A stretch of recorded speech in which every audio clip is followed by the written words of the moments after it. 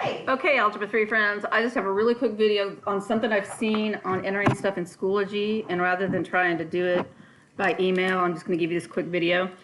If you have a fraction with where you've got pluses and minuses in either the numerator or the denominator, put that entire numerator or denominator in parentheses. So when you put this in Schoology, this is going to be 1 divided by, and then x plus 3 is in parentheses. And the reason you need to do that is 1 over x plus 3 is actually this. It's not the same thing.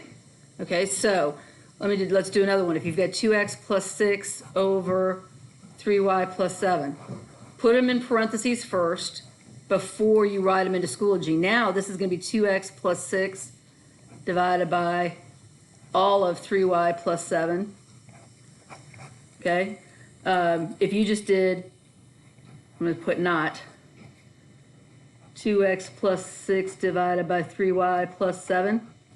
This is really 2x plus 6 over 3y plus 7. It's not the same thing. So make sure that you put your numerator or denominator in parentheses. I think that should take care of it. I hope that helps y'all out.